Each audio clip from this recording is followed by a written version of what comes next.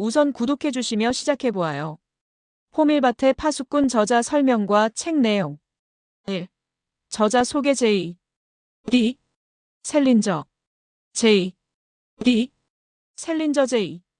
D.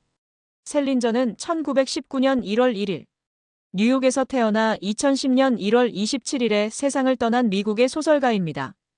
본명은 제롬 데이비드 셀린저 저롬 데이비드 셀린저이며 그는 1940년대 후반부터 문단에 등장하여 젊은 세대의 고뇌와 소외를 담은 작품으로 유명해졌습니다.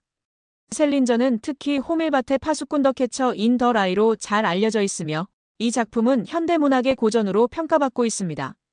셀린저는 자신의 개인적인 삶을 매우 사적으로 유지하며 공적인 활동을 극도로 피했습니다.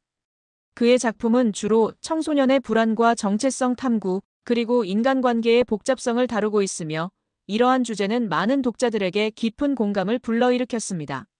셀린저는 1950년대 이후로 새로운 작품을 발표하지 않고 오히려 은둔 생활을 하며 자신의 사생활을 보호하는 데 집중했습니다.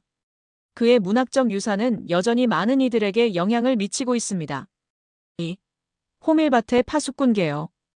호밀밭의 파수꾼은 1951년에 출간된 소설로 16세 소년 홀든 콜필드의 시점을 통해 진행됩니다. 이야기는 홀든이 퇴학당한 사립학교에서 시작되며 그 후 뉴욕시에서 겪는 일련의 사건들을 중심으로 전개됩니다. 이 소설은 청소년의 내적 갈등, 정체성 탐색, 그리고 인간관계의 복잡성을 그리며 홀든의 고뇌를 통해 많은 독자들에게 깊은 감동을 줍니다. 이 작품은 간결한 문체와 신랄한 유머로 가득 차 있으며 홀든의 독특한 목소리는 독자들에게 진정성을 느끼게 합니다.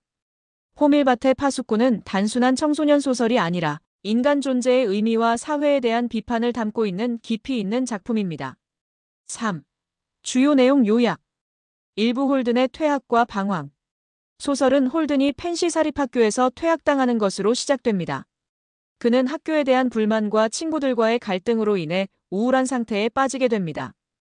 홀든은 부모님에게 소식을 전하지 않고 뉴욕으로 떠나며 이곳에서의 여러 사건들을 통해 자신의 정체성을 찾기 위한 여정을 시작합니다. 그는 학교 친구들과의 관계에서 느끼는 고독과 불만으로 인해 자신이 누구인지에 대한 고민에 빠지게 됩니다. 홀든은 뉴욕에서 여러 명의 사람들과 만나지만 그 누구와도 진정한 소통을 하지 못하고 혼자만의 시간을 보냅니다. 그는 자신의 감정과 생각을 솔직하게 드러내며 사회의 위선과 불안정함에 대해 비판적인 시각을 가집니다. 2부 뉴욕에서의 탐색. 홀든은 뉴욕의 여러 장소를 돌아다니며 다양한 사람들을 만납니다.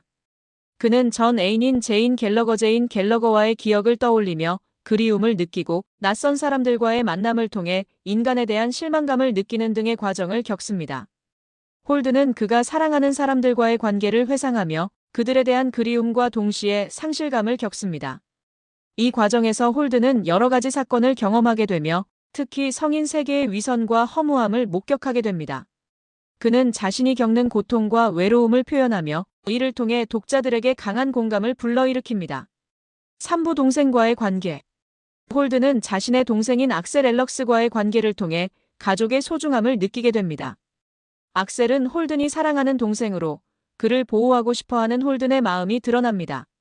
홀든은 악셀의 순수함을 보며 자신이 지키고 싶은 존재라는 것을 깨닫고 이로 인해 더 큰 고통과 갈등을 느끼게 됩니다.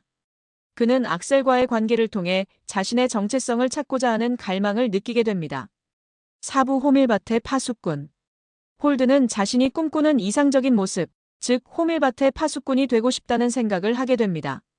그는 아이들이 호밀밭에서 놀다가 떨어지지 않도록 지켜주고 싶어하는 마음을 가지고 있으며 이는 그가 세상에서 느끼는 고독과 불안의 상징으로 나타납니다. 홀든은 어린이들을 보호하고 싶은 마음과 함께 성인이 되기 싫은 마음으로 괴로워합니다. 이 상징은 홀든의 내면 갈등을 드러내며 독자들에게 깊은 감정을 불러일으킵니다. 5부 결말과 홀든의 성찰. 소설은 홀든이 정신적으로 극복하지 못한 여러 문제들을 직면하게 되면서 절정에 달합니다. 그는 결국 병원에 입원하게 되고 자신의 경험을 회상하며 과거를 되돌아보게 됩니다. 마지막 장면에서는 홀든이 동생 악셀과 다시 만나고 싶다는 마음을 표현하며 그의 감정이 더 깊어지는 모습을 보여줍니다.